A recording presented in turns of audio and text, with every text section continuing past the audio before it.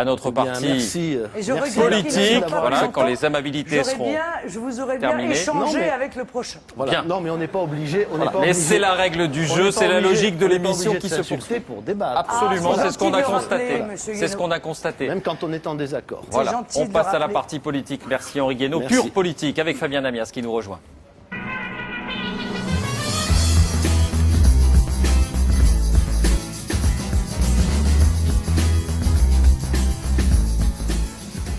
Bonsoir Fabien. Bonsoir Vous David. avez 20 minutes, c'est à vous. Bonsoir Marine Le Pen. On va d'abord commencer ce moment politique par un pour-contre. Voilà, on fait ça avec tous les candidats qu'on reçoit. On s'attarde sur quelques points et vous nous répondez brièvement si vous êtes favorable ou non. Alors, c'est parti. Êtes-vous favorable à une loi qui instaurerait la parité salariale homme-femme dans l'entreprise?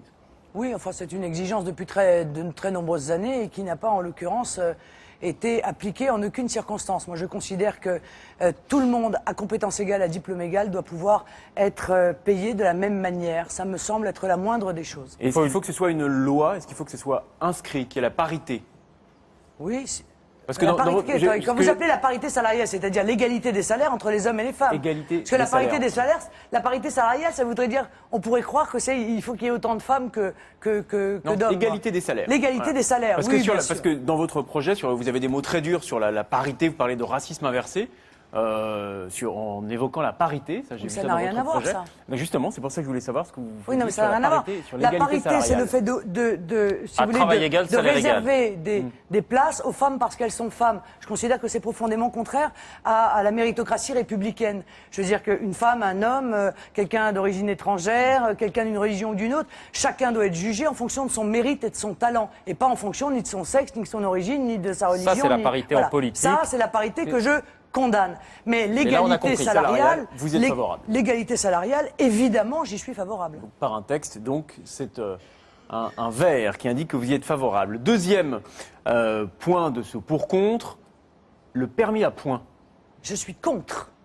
Alors, Je suis pourquoi contre le permis à points. Parce que je considère que ce système est un système vicieux et pervers qui, en réalité, a créé d'hommes et de femmes honnêtes, des délinquants. Et une loi qui fabrique des délinquants, c'est une mauvaise loi. Oui, mais c'est une loi qui a sauvé beaucoup de vies, parce qu'il a été instauré en 92. Donc il y avait 9900 Non, mais- tués sur la route cette année-là, j'ai regardé. Il y en avait 4000 en 2011. Donc est-ce que c'est une loi, quelle que soit Non, mais- votre position sur cette loi, qui a sauvé des vies? Non mais monsieur, ça n'est pas parce qu'on retire un point en l'occurrence, ça veut pas parce que je retire le permis à points que je considère que tout doit pouvoir être fait en matière de conduite. Il reste évidemment des contraventions, il reste des délits, il y a des juges pour les juger.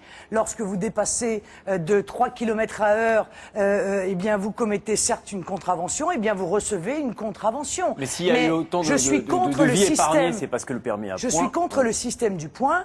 Lorsqu'il y a des délits graves, eh bien, il y a des magistrats qui annulent le permis de conduire, qui peuvent suspendre le permis de conduire pour éviter que des dangers publics soient Mais sur ça, la ils le route. font après que C'est le le délit ait système. été fait, alors que le permis à Monsieur, points, on peut l'imaginer, c'est le permet de système- prévenir ce C'est délit. le système du permis à points dont je suis tout à fait convaincu qu'il n'a pas rempli son rôle et qu'aujourd'hui il a créé des gens qui conduisent et ils sont très nombreux sans permis, ce qui est évidemment un effet pervers de cette loi du permis à points. Donc je suis Voilà. radicalement C'est dit. contre. Je pense qu'il C'est- faut revenir c'est dit. au système antérieur. C'est dit. Vous y êtes donc contre.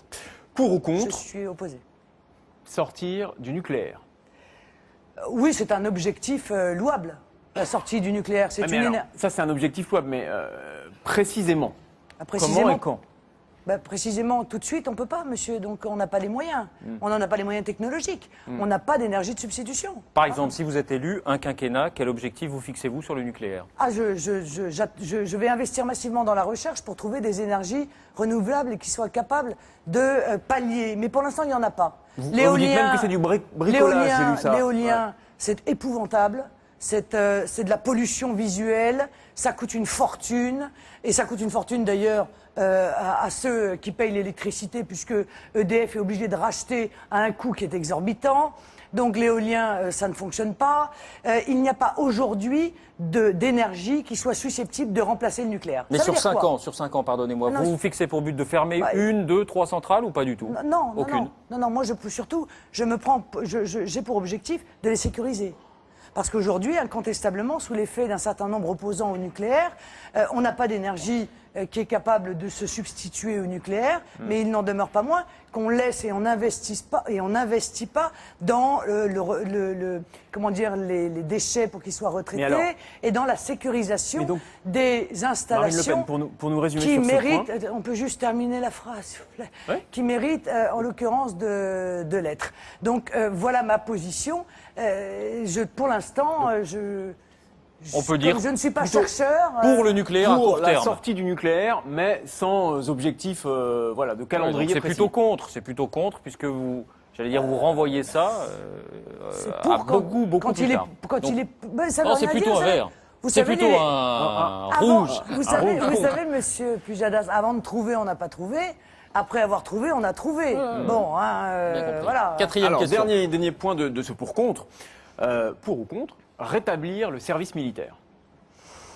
Écoutez, je crois très honnêtement que compte tenu de la situation financière de notre pays, il n'est pas possible budgétairement de rétablir le service militaire aujourd'hui. En revanche, il est possible sur les quinquennats d'effectuer un temps de classe qui serait limité, et avec des possibilités d'avoir une semaine de réserve, de remise à niveau en quelque sorte, une fois par an. C'est un système qui est utilisé dans un certain nombre de pays. Un temps de classe, ça pourrait s'effectuer comment? C'est-à-dire par exemple, sur quelle durée? Sur 1 mois et demi, par exemple. Bon. Et je suis pour la constitution d'une garde civile. Parce que je pense que nous en avons besoin. Je l'ai d'ailleurs chiffré dans mon projet. Je pense qu'il est utile d'avoir une garde civile dans notre pays. Bon, c'est une sorte de service militaire, j'entends ça comme ça. Voilà, oui, même si ça n'est pas au sens où on entendait il y a quelques années. On a connu. Simplement ouvert aux femmes également, puisque dans l'ancien service militaire, ce n'était que les garçons. Ah, pourquoi pas? Après tout. Donc, mais le rétablissement du service tel qu'on le connaissait, c'est non. Non, ça n'est même pas possible. Budgétairement, ça n'est pas possible. On n'a même plus d'ailleurs les infrastructures pour pouvoir accueillir, d'autant qu'on a vendu ce que je trouve être très critiquable, très condamnable. On a vendu beaucoup du patrimoine des Français, du patrimoine immobilier, des casernes, des hôpitaux.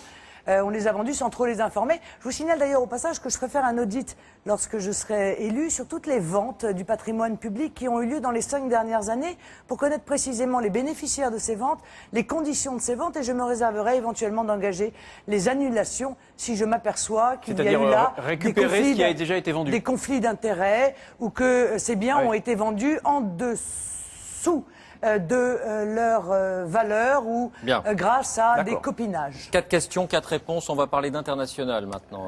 Absolument, et notamment de la Syrie. Est-ce qu'aujourd'hui, vous condamnez le régime syrien? Je condamne évidemment les massacres de civils. Je condamne les morts dans une guerre qui est maintenant une guerre civile. Et je l'avais dit d'ailleurs dès le départ. C'est pas tout à fait la question. C'est pas la même chose parce que aujourd'hui, les autorités françaises, le chef de l'État l'a encore fait aujourd'hui. Rend comptable le régime syrien des massacres que vous venez d'évoquer. Est-ce que pour vous, le régime syrien, celui de Bachar el-Assad, est responsable de ce qui se passe actuellement sur son territoire? À partir du moment où il agit tel qu'il agit, il est évidemment responsable. Il doit partir? Bien entendu.